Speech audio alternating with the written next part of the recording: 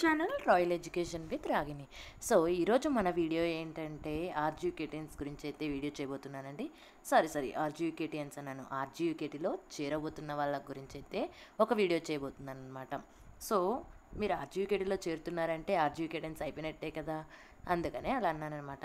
So అందరూ ఇవాళకైతే 20 May 2025 అంతా applications అయితే క్లోజ్ అవుతాయి అన్నమాట, అప్లికేషన్ డేట్.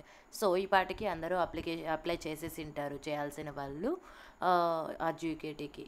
సో ఆర్జీయూకేటీకి అప్లై అయితే చేశారు. అప్లై చేసిన తర్వాత ఎప్పుడు మాకు ఈ కౌన్సిలింగ్ ఉంటుంది, ఎలా కౌన్సిలింగ్కి వెళ్ళాలి, మాకు కౌన్సిలింగ్ ఉందని ఎలా తెలుస్తుంది, సో కౌన్సిలింగ్కి వెళ్ళేటప్పుడు ఏవేవి డాక్యుమెంట్స్ ప్రొడ్యూస్ చేయాలి, అండ్ ఏవైనా ఒక డాక్యుమెంట్స్ మన దగ్గర లేకపోతే ఏ విధంగా సిచ్యువేషన్ ఉంటుంది.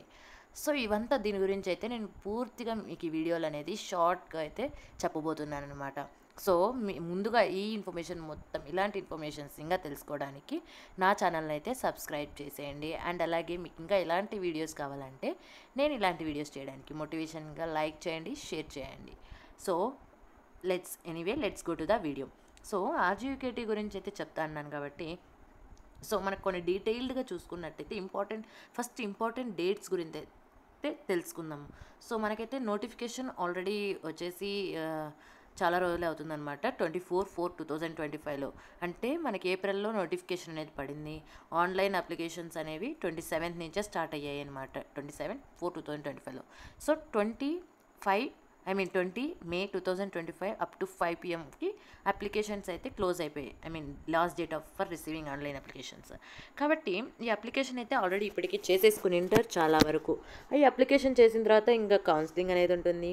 సో ఆ కౌన్సిలింగ్కి ఎలా వెళ్ళాలి, అంటే ఎప్పుడు పిలుస్తారు, ఎలా మనకి తెలుస్తుంది కౌన్సిలింగ్కి వెళ్ళాలనేది అన్నట్టు అయితే మీకు ఈ డేట్స్ చూసుకుంటే సరిపోతుందన్నమాట. సో ఇక్కడ చూడండి, మనకి కొన్ని వాటికి చూసుకుంటే స్పెషల్ కేటగిరీలో ఉన్న వాటికి స్పెషల్ టైమింగ్స్ ఇంకా ఎక్స్టెండ్ చేశారనమాట అప్లై చేసుకోవడానికి. మనకి ఏవైనా అప్లికేషన్స్ చేసుకోవడానికి ఇంకా పొడిగిచ్చారు. అండ్ అలాగే ఇంకా చూసుకున్నట్టయితే announcement of provisional selection list అంటే ఎవరెవరు సెలెక్ట్ అయ్యారు ఆర్జీయూకేటీకి అన్న డేట్ అయితే మనకి ఆ నేమ్స్ అయితే లిస్ట్ అయితే మనకి 5th డేట్, అంటే జూన్లో 5th వచ్చే అవకాశం ఉంటుంది అనమాట, 5th డేట్. సో దీన్ని బట్టి మనం చెప్పవచ్చు, అంటే ఇది కూడా టెంటేటివ్ మాత్రమే, అంటే ఏదో 5, 6, 7 ఆ డేట్స్లో వచ్చే అవకాశం అయితే ఉంటుంది అని అర్థము. సో ఇలా మనకి ప్రొవిజనల్ సెలెక్షన్ లిస్ట్ వస్తుంది అనమాట.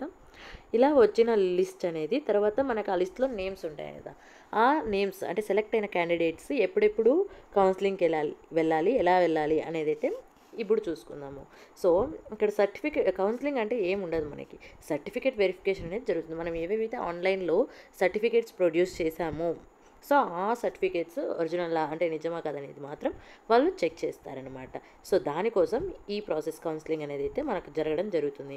సో నూజివీడు క్యాంపస్కి సెలెక్ట్ అయిన వాళ్ళు ఎవరైతే ఉంటారో వాళ్ళకి మాత్రం 11/6/2025 నుంచి 12/6/2025 అంటే ఈ 2 డేస్లో జరిగే అవకాశం ఉంది. అంటే కొంతమందికి 11th డేట్న అండ్ ఇంకొంతమందికి 12th డేట్న మనకి కౌన్సిలింగ్ అయితే జరిగే అవకాశం ఉంటుందన్నమాట, అది కూడా జూన్లో. సో ఈసారి చెప్పాలంటే మనకి చాలా తొందరగా మొత్తం అయిపోతున్నాయి అన్నమాట. ప్రాసెస్ అంతా కూడా ముందు ఇయర్ అయితే చాలా లేట్ చేశారు, ఈ ఇయర్ తొందరగా అయిపోతుందన్నమాట. సో ఇక్కడ చూసుకున్నట్టయితే certificate verification for candidates who selected to RK Valley. So ఇక్కడ మనకి ఇడుపులపైలో ఉన్న ఆర్కే వ్యాలీకి సెలెక్ట్ అయిన వాళ్ళకి సేమ్ అదే డేటు 11 and 12 ఈ 2 డేట్స్లో మనకి ఇడుపులపై క్యాంపస్లోనే కౌన్సిలింగ్ ఉండే అవకాశం ఉందన్నమాట. And certificate verification for Ongole క్యాంపసెస్కి ఆర్కే వ్యాలీలోనే జరుగుతుంది. ఎందుకంటే మనకి ఇక్కడ ఒంగోలు క్యాంపసెస్కి ఆర్కే వ్యాలీలో జరుగుతుంది ఇది కౌన్సిలింగ్. కానీ శ్రీకాకుళం వాళ్ళకి మాత్రం మనకి ఇక్కడ శ్రీకాకుళం క్యాంపస్లోనే జరుగుతుంది అనమాట. సో ఒంగోలు క్యాంపస్ వాళ్ళకి 13/4 జరుగుతాయి కౌన్సిలింగ్కి. అంటే మీరు ఈ డేట్స్న కౌన్సిలింగ్కి వెళ్ళాల్సి ఉంటుందన్నమాట, ఎవరైతే ఒంగోలు క్యాంపస్కి సెలెక్ట్ అయిన వాళ్ళు ఉంటారో. And certificate verification for Srikakulam Srikakulam వాళ్ళకి శ్రీకాకుళంలోనే జరుగుతుంది సర్టిఫికేట్ వెరిఫికేషన్ క్యాంప్ అనేది, అంటే కౌన్సిలింగ్ 16th 17th డేట్న కౌన్సిలింగ్ జరిగే అవకాశం ఉందన్నమాట. సో ఈ కౌన్సిలింగ్ అంతా అయిపోయింది. మేము కౌన్సిలింగ్ కూడా అయిపోయేసుకున్నాం. ఎప్పుడు క్లాసెస్ స్టార్ట్ అవుతాయి, మేము ఎప్పుడు క్యాంపస్కి రావాలి అని అంటే అందరికీ చెప్పే ఒకే ఒక డేట్ 30 అనమాట. సో ఏ క్యాంపస్ అయినా 4 క్యాంపసెస్లో ఏ క్యాంపస్ అయినా కూడా మీరు 30 రోజున రిపోర్టింగ్ ఇవ్వాలి. రిపోర్టింగ్ అంటే ఏం లేదు, మేము క్యాంపస్కి వచ్చాము అని ఒక ఇంటిమేట్ అనమాట. మీరు ఇంకా అప్పటి నుంచి హాస్టల్లోనే ఉండడం జరుగుతుంది అనమాట. హాస్టల్ కూడా వాళ్ళే ప్రొవైడ్ చేస్తారు కాబట్టి. సో అది. అండ్ దీనికి అప్లై చేయడం ఎలా అనేది అయితే అందరూ ఆల్రెడీ చేసుకున్నారు కాబట్టి ఇది అవసరం ఉండదు. సో నేను ఇదైతే స్కిప్ చేయబోతున్నాను అనమాట. అండ్ ఎలిజిబిలిటీ కూడా ఆల్రెడీ చేసేసుకున్నారు కాబట్టి ఇది కూడా అవసరం ఉండదు. బట్ అండ్ సెలెక్షన్ లిస్ట్ ఏ విధంగా ఉంటుందంటే మనకు ఆల్రెడీ 4400 సీట్స్ అనేవి ఉంటాయి 4 క్యాంపసెస్కి కలిపి. అండ్ ఒక్కొక్క క్యాంపస్కి 1100 సీట్స్ అయితే ఉంటాయన్నమాట. సో యాక్చువల్గా ఈ 1100 సీట్స్లో ప్రతి క్యాంపస్లోనూ 10% సీట్స్ అనేవి మనకి ఈడబ్ల్యూఎస్ కోటా ఉండే వాళ్ళకైతే కేటాయించడం జరుగుతుంది. సో ఓసీ కేటగిరీకి చెందిన వాళ్ళు ఎవరైతే ఎకనామికలీ వీకర్ సెక్షన్స్ ఉంటారో వాళ్ళకి సంబంధించి 10% ఆఫ్ సీట్స్ అనేది కేటాయించడం జరుగుతుందన్నమాట. సో ఇది స్పెషల్ విషయం.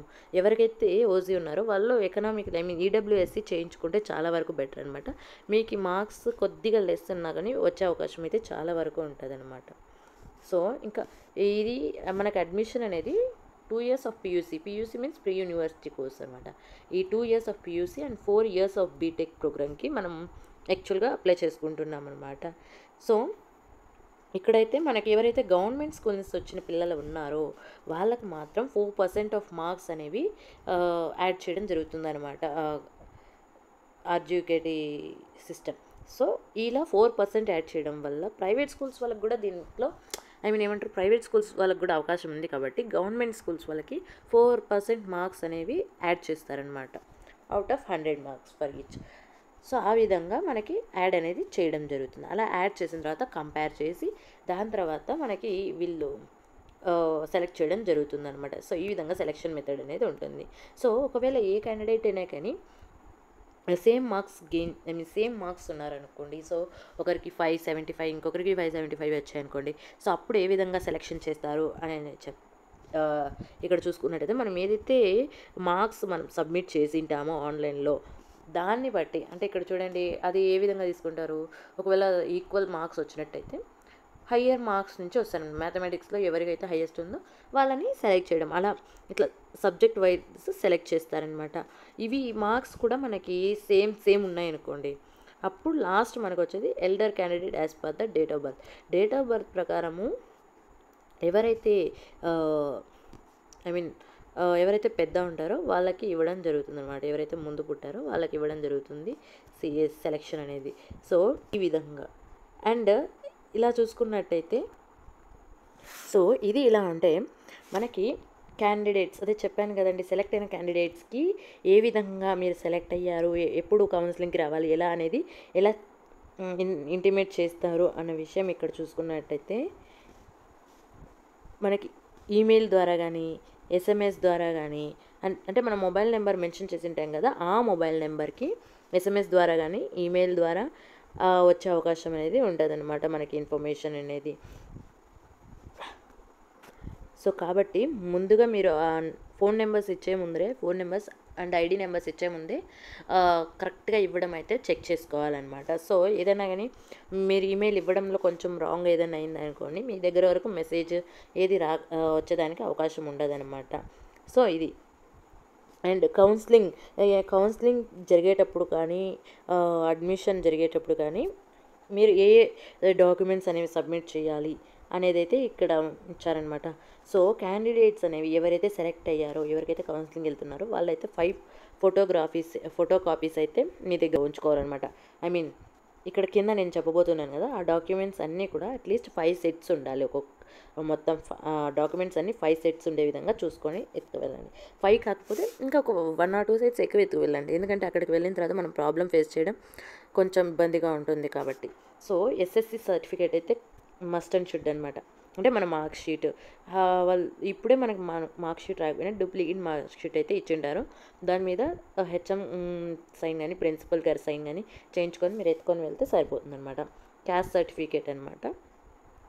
So caste certificate document important.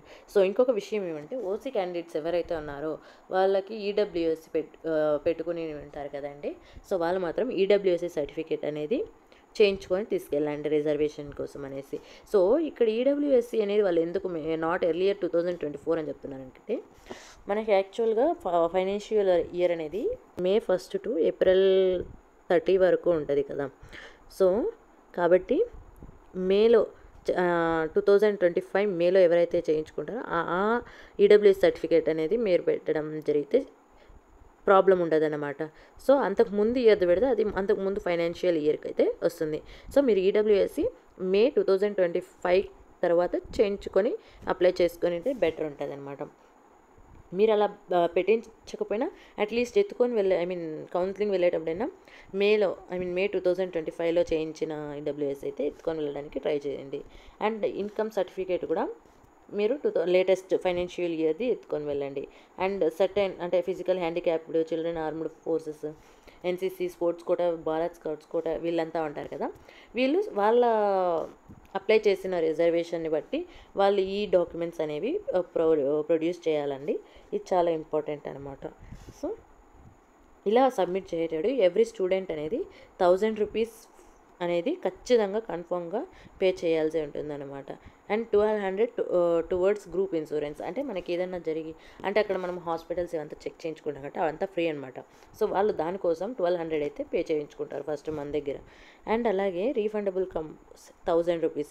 So మనం యాక్చువల్గా మొత్తం అంతా టోటల్గా 4200 రూపీస్ కట్టాల్సి ఉంటుంది. కానీ ఎస్టీ ఎస్సీ వాళ్ళకి మాత్రం 3700 రూపీస్ పే చేస్తే సరిపోతుంది అనమాట. ఇది ఎప్పుడు పే చేయాలంటే కౌన్సిలింగ్ జరిగేటప్పుడు మీరు ఈ మనీ అనేది పే చేయాల్సింది జరుగుతుంది అనమాట, ఏ స్టూడెంట్ అయినా. అండ్